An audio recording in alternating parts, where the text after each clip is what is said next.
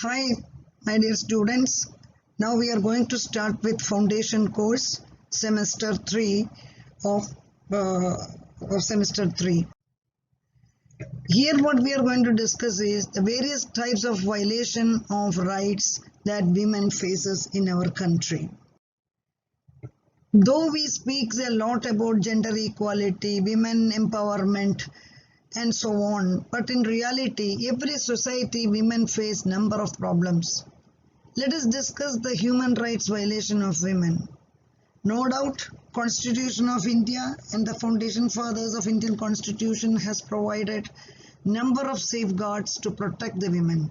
Still, women face lot of problem and she is not independent. One of the main or the most commonly talked about problem of women is rape and sexual abuse. According to the statistics available, very shameful fact to say that in the independent India, a rape case is registered in every 2 hours. All of us are aware about the rocking news of the tragic story of Nirbhaya, the poor girl who was gang raped in Delhi on 16th December 2012. When she was traveling in the bus in the night, she was gang raped by a group of 6 men. And on 20th March 2020, the 4 accused of this case was hanged. We know that between 2012 to 2020, there is a huge gap of 8 years for the poor Nirbhaya to get justice. Because Indian judiciary is such that various hierarchical courts are available for the accused to go for justice. And we also believe that justice should be given to the right person. At the same time, accused has to be proved that he has done the mistake. But Nirbhaya case is something which is a real shame on Indian democracy. Dowry related problem. Look at the irony. Government of India has passed Dowry Prohibition Act in 1961. But still, dowry system is very active in India. In one way we can say that most of the marriages are happening only for the sake of dowry. It is interesting to note that dowry is given and taken both in the rich as well as in the poor society. Bride burning is happening in many parts of the India, especially in central part of the country. Marriages are happening only for the sake of money. Domestic violence. Generally, we are under the impression that domestic violence is happening among the poor people. It is not the reality. Wife beating is happening even among all sections of the society. I hope all of us are remembering the story of an IAS officer in Maharashtra who was insulted, beaten and harassed by her husband, who is also an IAS officer. Finally, the woman has lodged a complaint against her IAS husband. So women should be considered as equal to man, or she should be treated with respect. Domestic violence is a serious problem and most of the women are silently facing that problem. Then widows faces number of problems in the pre-independent India as well as in the post-independent India. We know that reformers like Ishwar Chandra Vidyasagar and even Raja Ram Mohan Rai, they were all supporting the widows. But the problem is after the death of her husband, she was abused, she was harassed by male members of the family, in her family as well as in her in-laws family. Even today, most of the rural areas, you can say that widows are not allowed to attend social gatherings and the functions. Where is our gender equality existing?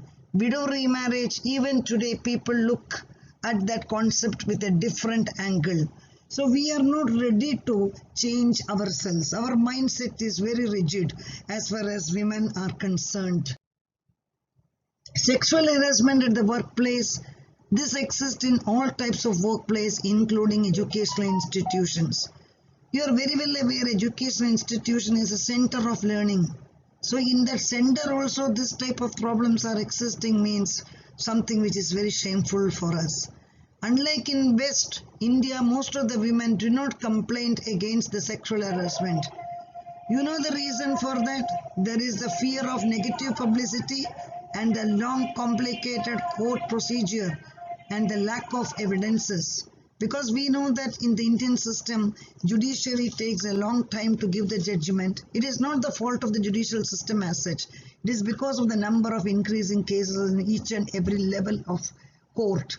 Then many cases the women do not get protected the correct evidences because the other woman who might have aware or who might have seen the incidents, they are not ready to come in the picture. So court requires only the evidence.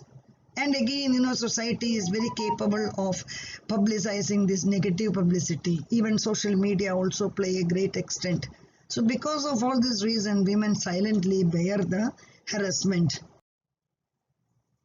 As far as the career opportunities are concerned, we know that women faces always a stepmotherly treatment because Indian society is always male predominated society.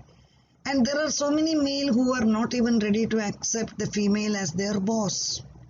There may be few exceptions like Indira Nooyi or Indira Gandhi, but these are all the exceptions. When we take the case of women at the top level, women at the glass doors, when we will see that most of the women are suffering the career, especially after their marriage.